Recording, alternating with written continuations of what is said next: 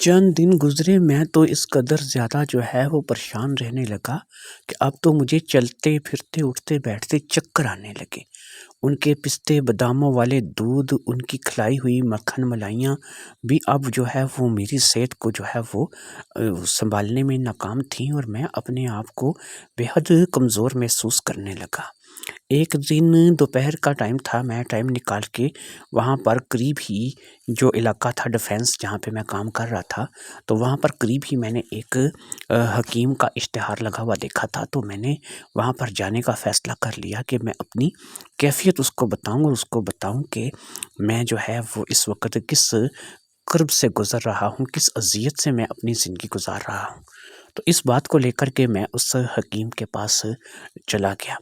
جب میں حکیم کے پاس پہنچا تو میں نے وہاں سے لوگوں کو جانے کا انتظار کیا، اور جب سب لوگ چلے گئے تو میں حکیم کے پاس گیا، اور پھر جا کر کے میں نے حکیم کو ساری بات جو ہے وہ کھل کر کے بتا دی، اور میں نے یہ بھی بتا دیا کہ مجھے تو چکر آنے لگے ہیں، میں جب اٹھتا ہوں چلتا ہوں تو میرے آنکھوں کے آگے اندھیرا سا آ جاتا ہے، اور مجھے کبھی کبھی جو ہے وہ بہت زیادہ کمزوری محسوس ہوتی ہے۔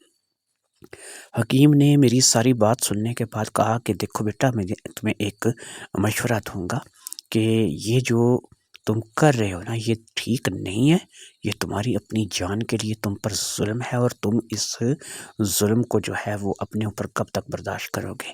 کوئی بھی دوائی، کوئی بھی کشتہ، کوئی بھی مالش تم پر کام نہیں کرے گی۔ تمہارا ایک ہی حال ہے، اور وہ یہ ہے کہ تم جتنی جلدی ہو سکے ان لوگوں سے کنارہ کشی کر لو اور کسی اور جگہ نوکری کر لو، تم یہ نوکری چھوڑ دو۔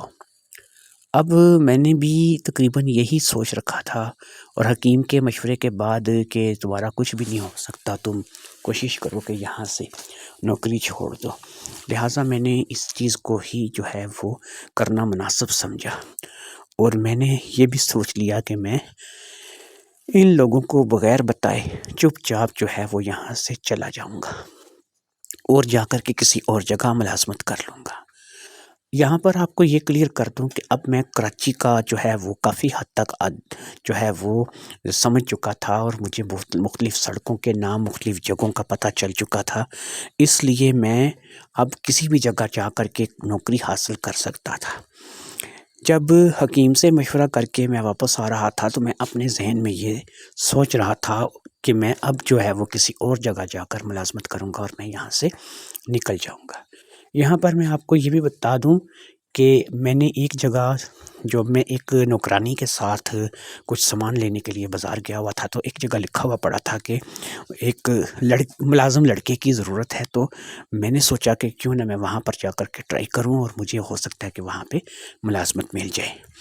بہرحال میں ان پڑھ تو نہیں تھا، میں میٹرک پڑھا ہوا تھا، تو مجھے نوکری ملنے کی جو ہے وہ امید بھی تھی، اس لیے میں نے وہاں پر جا کر کے ٹرائی کرنے کا فیصلہ کیا۔ یہاں پر یہ بھی کلیئر کروں کہ میرے پاس اب 5 سے 6 ہزار روپے میں نے جوڑ لیے تھے، اور میرے اپنے جو پیسے میں وہاں پہ لایا تھا وہ بھی ابھی تک میرے پاس سیو ہی تھے، اتنے زیادہ پیسے اس میں سے خرچے نہیں ہوئے تھے۔ میرا کوئی خرچہ ہی نہیں تھا، سب کچھ مجھے کھانے پینے کو گھر سے مل جاتا تھا، اور جب بھی مجھے مالکن یا پھر مالکن کی بیٹیاں جو ہے وہ اپنے کمرے میں بلاتی تھیں تو کوئی 200 دے دیتی تھی، کوئی 100 دے دیتی تھی، کوئی 500 دے دیتی تھی، اسی طرح مجھے وہ پیسے ان سے ملتے تھے، اور میں ان کو اکٹھا کر کے اپنے پاس جمع کرتا چلا جا رہا تھا۔ لہٰذا اب یہ سارے پیسے لے کر کے میں نے یہاں سے نکلنے کا پروگرام بنا لیا، اور میں نے یہ تہیہ کر لیا کہ میں اب یہاں سے جب بھی مجھے موقع ملے گا میں چلا جاؤں گا، اور اب ان لوگوں کے پاس میں نہیں رہوں گا۔ 3 دن بعد ہی مجھے ایک ایسا موقع مل گیا، دوپہر کا ٹائم تھا، سب لوگ جو ہے وہ اپنے اپنے کاموں میں مگن تھے، کسی کی توجہ میری طرف نہیں تھی، لہٰذا میرے پاس تو نہ میرا کوئی اتنا سامان تھا، نہ کوئی اتنے کپڑے جوتے تھے، چند ایک کپڑے جوتے تھے جو یہیں پہ ان لوگوں نے ہی مجھے دلوائے تھے۔ میں نے اس کا ایک بیگ بنا رکھا تھا، اس بیگ کو میں نے چپکے سے لیا، اور پھر وہ تمام پیسے جو کہ میں نے اب تک یہاں سے اکٹھے کیے تھے وہ لے کر کے میں دوپہر کے ٹائم پہ وہاں سے کوٹھی سے نکل آیا۔ میرا رخ سیدھا اس طرف تھا جہاں پر میں نے ملازم لڑکے کی ضرورت والا اشتہار دیکھا تھا، اور پھر میں ان لوگوں کے پاس پہنچ گیا۔ وہ ایک دکان تھی جہاں پہ کپڑے کے سیلز مین کے لیے کسی لڑکے کی ضرورت تھی، اور پھر میں ان لوگوں کے پاس جا کر کے میں نے بات کی تو انہوں نے مجھ سے کام وغیرہ تجربہ پوچھا، تو میں نے ان کو بتایا کہ میرا کام وغیرہ تجربہ کوئی نہیں ہے، میں نے پہلے کبھی یہ کام نہیں کیا، لیکن میری تعلیم میٹرک ہے اور میں یہ کام کر سکتا ہوں، اور جیسے جیسے آپ لوگ مجھے کہیں گے تو مجھے آہستہ آہستہ یہ کام آ جائے گا۔ خیر ان لوگوں نے مجھے رکھنے سے انکار کر دیا، ان کو کوئی ایسا بندہ چاہیے تھا جو کہ پہلے سے یہ کام جانتا ہو۔ وہیں پہ جب میں مایوس ہوا تو ایک لڑکا جو کہ وہاں پہ کام کرتا تھا دکان پہ، تو اس لڑکے نے مجھے کہا کہ تم فیکٹری میں کام کر لو گے؟ میں نے کہا ہاں کر لوں گا۔ تو اس نے کہا ٹھیک ہے، مجھے جو ہے میری چھٹی ہونے کا انتظار کرو، باہر بیٹھو، جیسے ہی میری چھٹی ہوگی تو میرے ساتھ چلنا، میں تمہاری فیکٹری میں بات کروا دوں گا۔ میں نے کہا تمہاری چھٹی ہونے میں تو بڑا ٹائم لگ جائے گا، تو پھر میں اتنی دیر تک تمہارا انتظار کیسے کر سکتا ہوں؟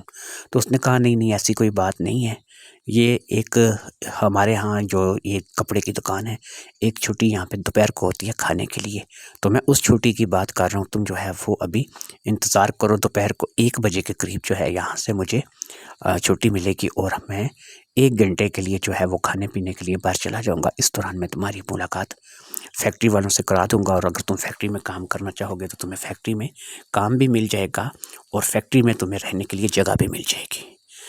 یہ دونوں باتیں ہی میرے لیے بہت ہی زیادہ اچھی تھیں، اور میں فیکٹری میں کام بھی کرنا چاہتا تھا اور وہاں پہ رہنے کے لیے جگہ بھی ملنے والی تھی، تو لہٰذا میں نے اس بات کے لیے حامی بھر لی۔ 1 بجے جب اس نے چھٹی کی تو وہ مجھے اپنے ساتھ لے کر کے ایک فیکٹری میں چلا گیا جہاں پر گھی بنتا تھا۔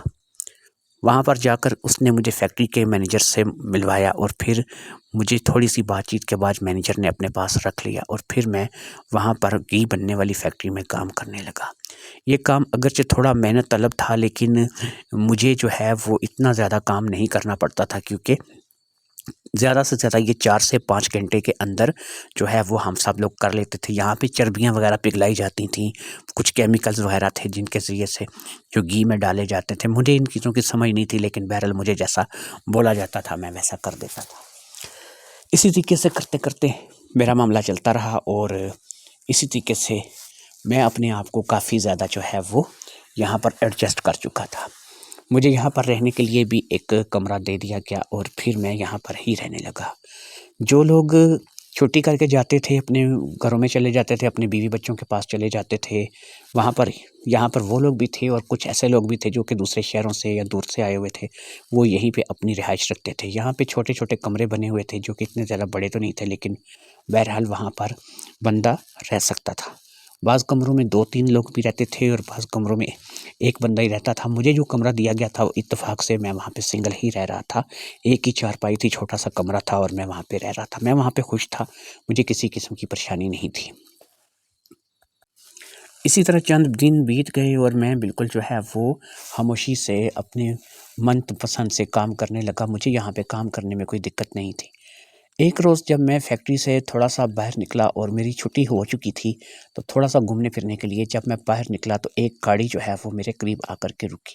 میں نے گاڑی میں دیکھا تو وہاں پر مہرین بیٹھی ہوئی تھی۔ مہرین نے مجھے دیکھ لیا تھا، اور مجھے دیکھ کر ہی اس نے گاڑی لا کر کے میرے قریب روکی تھی۔ میں نے مہرین کی طرف دیکھا تو مہرین مجھے دیکھ کر کے مسکرائی اور کہنے لگی کیا بات ہے بشارت، تم یہاں کہاں کام کر رہے ہو، اور تم نے گھر سے کام کیوں چھوڑ دیا؟ تو میں نے اس کو کہا کہ بس مہرین بی بی کیا بتاؤں، میں وہاں پہ کام نہیں کر سکتا تھا، میرے لیے وہاں پہ کام کرنا بہت مشکل ہو رہا تھا۔ تو کہنے لگی اچھا گاڑی میں بیٹھو۔ میں گاڑی میں بیٹھ کے وہ گاڑی کو لے کر کے ایک پارک میں چلی گئی، اور پھر وہاں پر بیٹھ کر کے اس نے مجھے کہا کہ اب مجھے بتاؤ کیا مسئلہ تھا جس کی وجہ سے تم نے گھر سے کام چھوڑ دیا۔ میں نے اسے دبے دبے لفظوں میں ساری بات بتا دی، اور اسے بتایا کہ وہ اس کی باقی کی 3 بہنیں، اس کی ماں، اس کے علاوہ نوکرانیاں، ان سب نے ہی مجھے اپنے ہاتھ کا کھلونا بنا رکھا تھا۔ وہ کہنے لگی اچھا یہ تو واقعی تم پہ بڑا بوجھ تھا جو کہ تم برداشت نہیں کر سکتے تھے، لیکن بہرحال تم فکر مت کرو، اب میرا رابطہ تمہارے ساتھ رہے گا، تم فکر مت کرو، صرف میں تمہارے پاس آیا کروں گی، اور جب بھی میرا چاہے گا تمہارے ساتھ انجوائے کرنے کا من کرے گا میں تمہیں اپنے ساتھ یہاں سے لے جایا کروں گی۔ میرے پاس بے شمار جگہیں ہیں، فلیٹ ہیں، ہوٹل ہیں، اس لیے میں تمہیں کسی جگہ بھی اپنے ساتھ لے جایا کروں گی، اور تمہیں مجھ سے اچھی بخشش بھی ملا کرے گی۔ یہ کہہ کر کے وہ وہاں سے روانہ ہو گئی اور پھر اسی طریقے سے دوبارہ سے یہ سسٹم چل نکلا۔ 2-3 دن بعد وہ آ جاتی، مجھے کبھی کسی جگہ لے جاتی، کبھی کسی جگہ لے جاتی، اور اسی طریقے سے ذہنی سکون حاصل کرتی اور پھر مجھے اپنے کام پر واپس بھیج دیتی۔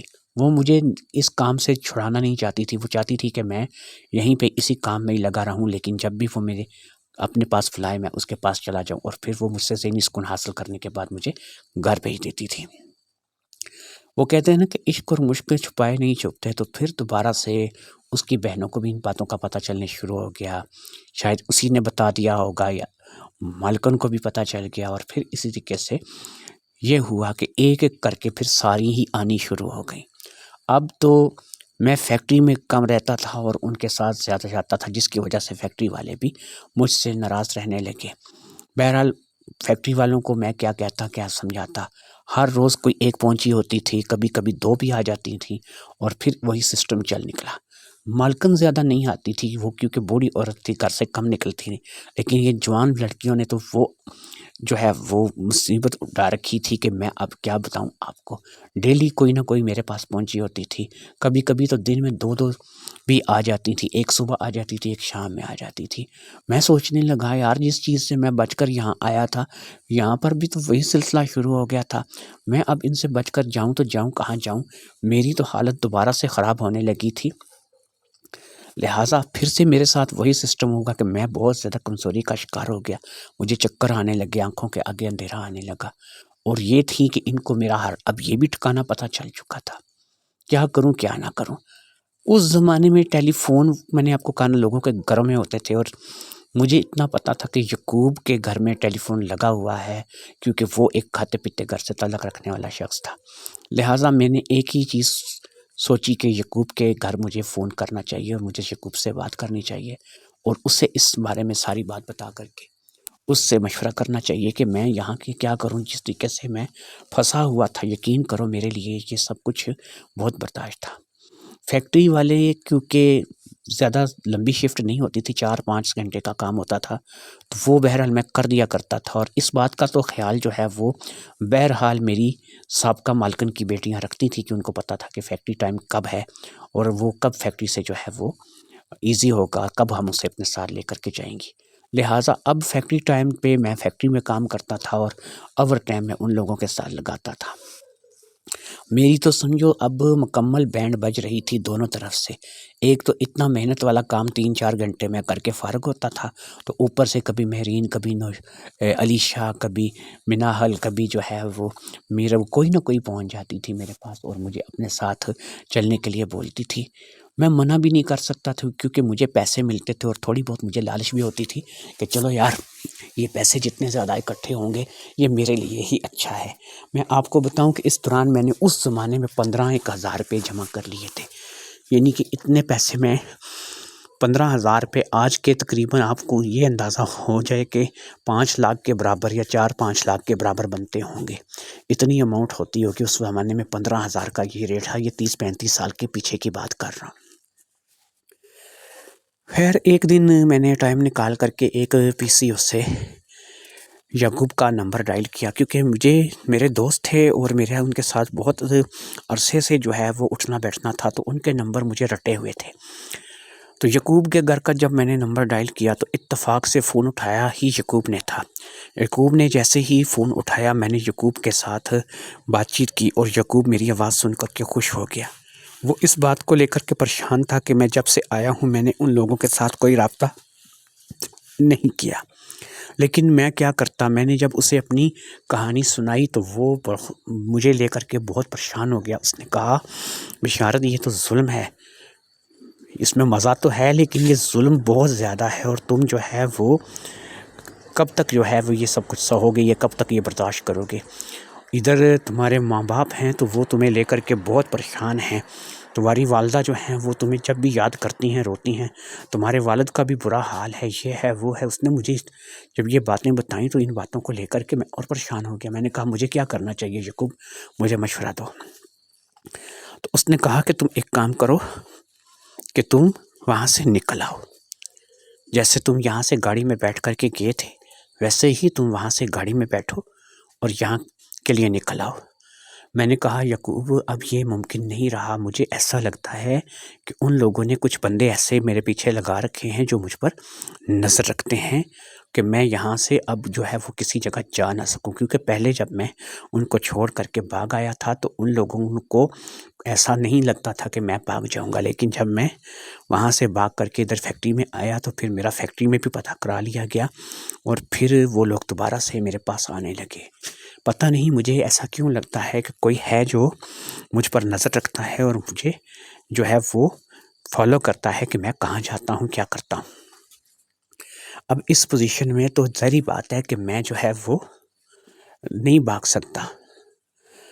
اب ان لوگوں نے کہا کہ تم فکر مت کرو، پھر ایسا ہے کہ ہمیں بتاؤ کہ تم کون سی فیکٹری میں کام کرتے ہو، کہاں کام کرتے ہو، کون سی جگہ آنا ہے، ہمیں کہاں آنا ہے۔ ایک لڑکا ہے کراچی کا جو کہ ہمارا دوست ہے، اسے ہم لوگ ساتھ لے کر کے آئیں گے کیونکہ وہ کراچی کے چپے چپے سے واقف ہے۔ تو میں، رضوان اور وہ لڑکا جس کا نام جہانگیر ہے وہ آئے گا، ہم تینوں تمہارے پاس آئیں گے اور پھر کوشش کریں گے کہ ہم تم سے ملاقات بھی کریں، لیکن تم وہاں پر یہ ظاہر مت کرنا کہ ہم تمہارے دوست ہیں، بس یہی ظاہر کرنا کہ ہم ایک پہلی بار مل رہے ہیں، ہم لوگ بھی تمہارے لیے اتنے ہی انجان ہیں جتنے کہ وہ لوگ انجان ہیں۔ میں نے انہیں اپنی فیکٹری کا نام، پتہ، سب کچھ چیزیں بتا دیں اور پوری ڈیٹیل ان کو دے دی، وہاں کا ایڈریس وغیرہ بھی سمجھا دیا۔ یعقوب نے جلد آنے کا وعدہ کر کے فون بند کر دیا۔ میں دوبارہ اپنی فیکٹری میں آ گیا اور پھر میں اپنی اسی روٹین پہ لگ گیا جو کہ میری روٹین ظاہری بات ہے بنی ہوئی تھی۔ اسی طریقے سے معاملات چلتے رہے، 3 سے 4 دن گزر کے مجھے یعقوب، رضوان اور جہانگیر کا بے چینی سے انتظار تھا، لیکن ابھی تک ان میں سے کوئی نہیں آیا تھا۔ پھر ایک دن فیکٹری میں نے ان تینوں کو دیکھا۔ جہانگیر کو تو میں پہچانتا نہیں تھا، لیکن یعقوب اور رضوان کے ساتھ ساری بات ہے جو تیسرا شخص تھا وہ جہانگیر ہی رہا ہوگا۔ میں نے انہیں فیکٹری میں دیکھا، لیکن میں نے ان کو بالکل ہی نظر انداز کیا جیسا کہ انہوں نے مجھے کہا تھا۔ رسمی سی الیکس لیک جو ہے وہ تو ساری بات ہے انہوں نے سب کے ساتھ کی اور میرے ساتھ بھی ہوئی۔ پھر اسی طریقے سے وہ وہاں سے باہر نکل گئے۔ مجھے اب یہ تسلی ہو چکی تھی کہ وہ یہاں پر آ چکے ہیں، اور بہرحال وہ کس سلسلے میں آئے تھے یا انہوں نے کیا بہانہ بنایا تھا یا وہ یہاں پہ کیا پوچھنے آئے تھے، یہ بات جو ہے وہ مجھے ابھی نہیں پتہ تھی۔ اس روز جب میں فیکٹری سے کام کر کے نکلا تو مجھے علیشہ لینے کے لیے آ گئی اور پھر میں علیشہ کے ساتھ چلا گیا۔ میں ان کے ساتھ اس لیے بھی چلا جاتا تھا کہ اب میں اندر سے تھوڑا سا ڈرتا تھا کہ کہیں ایسا نہ ہو کہ یہ میرے پیچھے کسی کو لگا دیں یا مجھے کوئی پولیس یا کوئی چوری یا کوئی ایسے الزام میں پھنسا دیں، کیونکہ یہ دولت والے پیسے والے لوگ تھے، کچھ بھی کر سکتے تھے۔ لہٰذا میں ڈرتا بھی تھا، اس لیے میں ان کے ساتھ چلا جاتا تھا۔ علیشہ سے مل کر جب میں وہاں سے فارغ ہوا اور ہوٹل سے میں باہر نکلا تو اس وقت علیشہ گاڑی لے کے چلی گئی اور میں وہاں پہ اکیلا تھا۔ میں چند قدم ہی چلا ہوں گا کہ میں اس تلاش میں تھا کہ مجھے کوئی سواری مل جائے اور میں جلدی سے اپنی فیکٹری پہنچ جاؤں۔ میں چند قدم ہی چلا تھا کہ مجھے پیچھے سے کندھے پہ کسی نے ہاتھ رکھا۔ میں نے گھوم کر دیکھا تو یعقوب تھا۔ یعقوب نے مجھے نہ بولنے کا اشارہ کیا اور ایک طرف لے گیا۔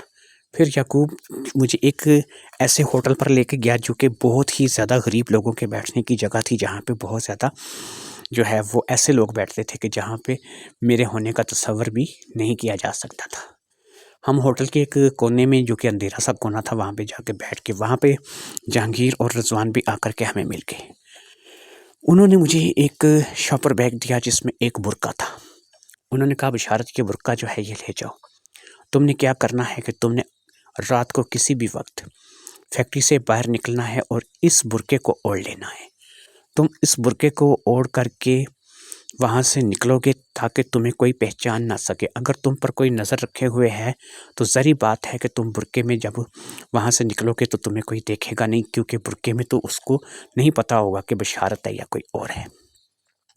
اس کے ساتھ ساتھ انہوں نے مجھے ایک سلیپر چپل اور ساتھ میں انہوں نے مجھے یہ بولا کہ بس اس بات کا احتیاط کرنی ہے تم نے کہ فیکٹری سے جیسے ہی فوری طور پہ باہر نکلو، کوئی جگہ دیکھ کر کے تم یہ لیڈیز سلیپر اور یہ برقع اوڑھ لینا۔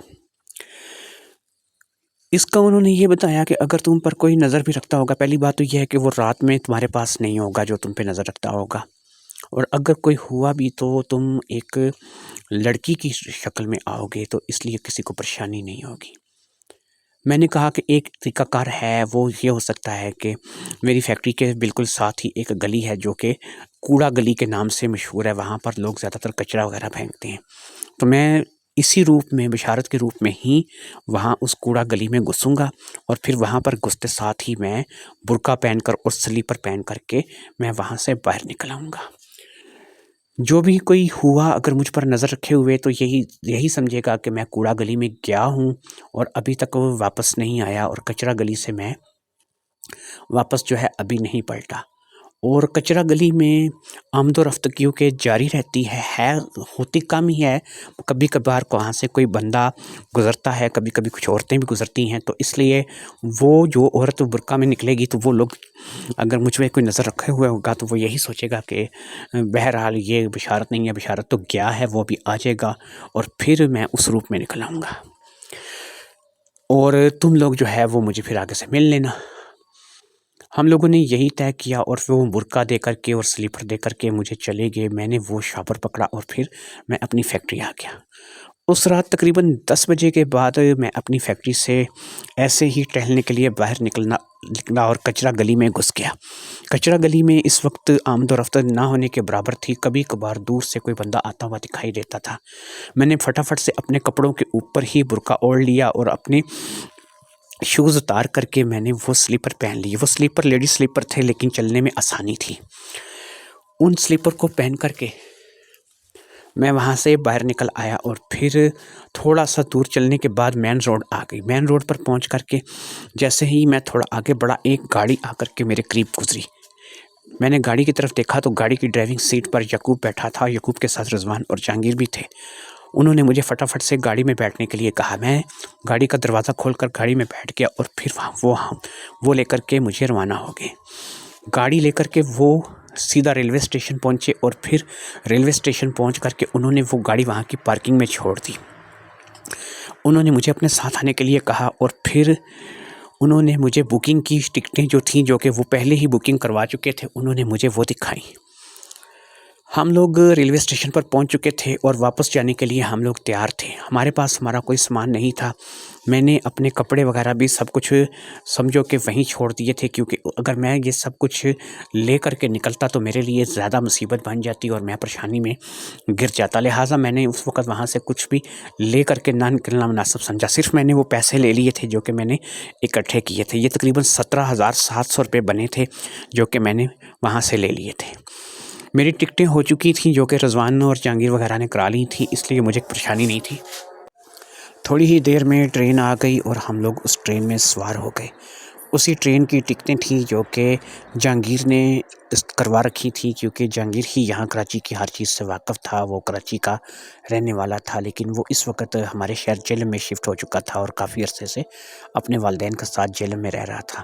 یعقوب اور رضوان اسے خاص ہم لوگوں کی میری مدد کے لیے یہاں پر کراچی میں لے کر کے آئے تھے۔ ٹرین چل پڑی اور ہم لوگوں کو تھوڑا سکھ کا سانس آیا، اور جب ہم لوگ کراچی کی حدود سے باہر نکلے تو ہمیں جان میں جان آئی، اور ہمیں سمجھ آئی کہ ہم لوگوں نے کتنا بڑا رسک لیا تھا اور کتنی بڑی غلطی تھی جو کہ میں اپنی زندگی میں کر بیٹھا تھا۔ مجھے اب اپنے کیے پہ پچھتاوا ہو رہا تھا، لیکن ایک چیز کی خوشی بھی تھی کہ میرے پاس کافی سارے پیسے تھے جو کہ میں گھر لے کے جا رہا تھا۔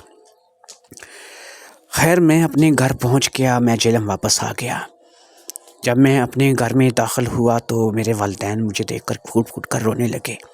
میرے والد بھی جو ہے وہ رو رہے تھے، میری والدہ بھی رو رہی تھی۔ مجھے اس وقت ان کی سچی محبت کا اندازہ ہوا، اور مجھے پتہ چلا کہ دنیا کس قدر مطلبی اور فریبی ہے۔ سچی محبت اگر آپ سے کوئی کرتا ہے تو وہ آپ کے والدین یا بھائی بہن ہی ہوتے ہیں جو کہ آپ کے ساتھ سچی محبت کرتے ہیں۔ لہٰذا میں اس بات کو لے کر کے پریشان ہوا، اور میں نے دل میں یہ فیصلہ کر لیا کہ اب میں انہیں چھوڑ کر کے کہیں بھی نہیں جاؤں گا۔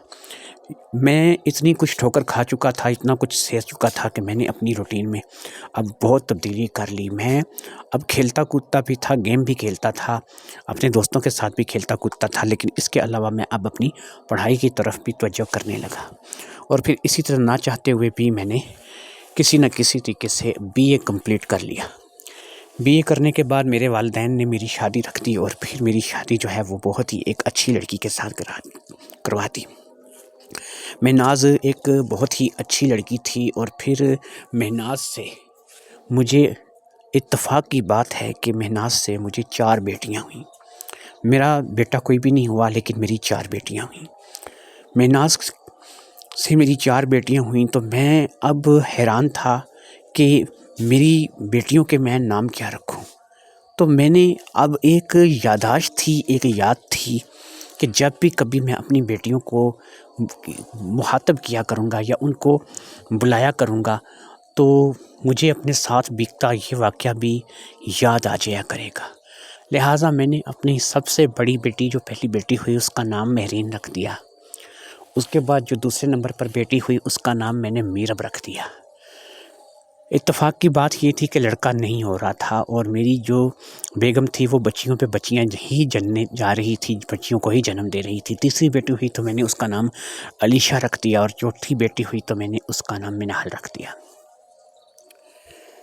یہ اس لیے نہیں کہ مجھے اپنی بیٹیوں پر کوئی گندی نظر تھی یا پھر میں اپنی بیٹیوں کے لیے کچھ غلط سوچ رہا تھا، بس ایک زندگی میں عجیب واقعہ، ایک یاد دہانی کہ اگر برسوں برس بھی گزر جائیں، کئی سال بھی گزر جائیں، تو مجھے یہ چیز، یہ واقعہ جو ہے وہ یاد رہنا چاہیے۔ آج جب کہ میری عمر 55 سال ہے، آپ خود اندازہ لگائیے میں 17 سال کی عمر میں کراچی گیا تھا۔ اب جب کہ میری عمر 55 سال ہے، تقریباً بوڑھا ہو چکا ہوں، میری 4 بیٹیاں جوان ہیں، 2 کی میں نے شادی کر دی ہے، وہ اپنے گھر کی ہیں، اور 2 جو ہیں وہ ابھی باقی رہتی ہیں، ان کی شادی میں نے کرنی ہے۔ تو ان 4 جوان بیٹیوں کا نام جب بھی میں پکارتا ہوں یا جب بھی وہ مجھ سے ملنے کے لیے آتی ہیں اور جب بھی میری ان سے بات چیت ہوتی ہے تو مجھے اپنے ساتھ بیتا ہوا ایک ایک لمحہ یاد آ جاتا ہے۔ بہرحال یہ تو ہے کہ میں اس مہرین، میرب، علیشہ اور منہل کے ساتھ جو کچھ کرتا رہا ہوں، یا ان کی ماں نوشین کے ساتھ جو کرتا رہا ہوں، اب ظاہری بات ہے کہ وہ میں ان کے ساتھ تو نہیں کرتا، اور نہ ہی کر سکتا ہوں، کیونکہ یہ میری بیٹیاں ہیں، اور بہرحال ان کی ماں کا نام نوشین نہیں، مہناز ہے۔ لیکن یہ تو صرف ایک واقعے کو یاد رکھنے کے لیے۔ آج یعقوب، جہانگیر اور رضوان بھی میرے اچھے دوستوں میں شامل ہیں، اور اپنے اپنے گھروں والے ہیں، اپنی اپنی فیملیوں والے ہیں۔ میری جو 2 بیٹیاں ہیں، مہرین اور میرب، ان کی شادی بھی میں نے ایک یعقوب کے گھر میں کر رکھی ہے اور دوسری جہانگیر کے بیٹے کے ساتھ کر رکھی ہے۔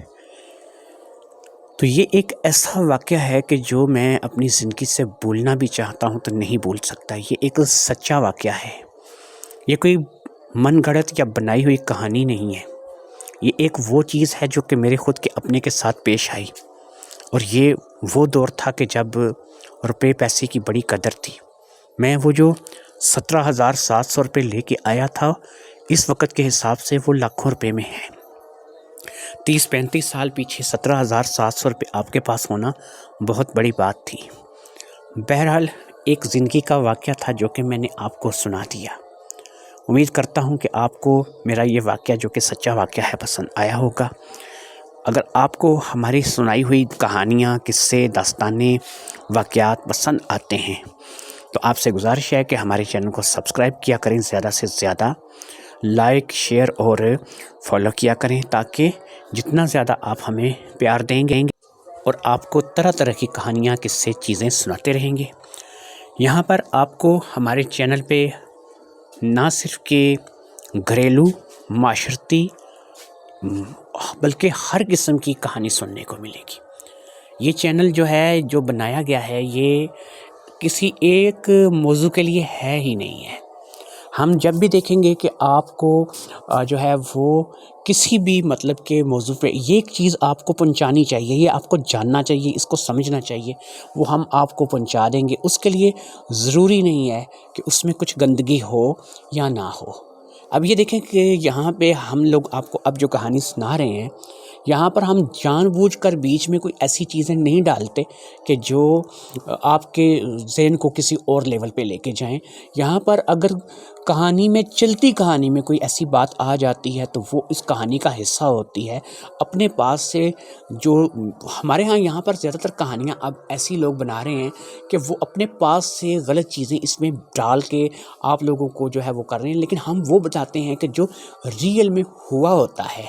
اس ریئل میں جتنا زیادہ بتا سکتے ہیں، جتنا ہوا ہوتا ہے ہم اتنا بتاتے ہیں، کوشش کرتے ہیں کہ آپ لوگوں کا جو ذہن ہے اس میں کہانی بٹھائیں، آپ لوگوں کو اس کہانی میں کچھ سیکھنے کو ملے، کچھ سبق ملے، نہ کہ آپ لوگوں کے ذہن جو ہیں وہ کسی اور لیول پہ پہنچ جائیں۔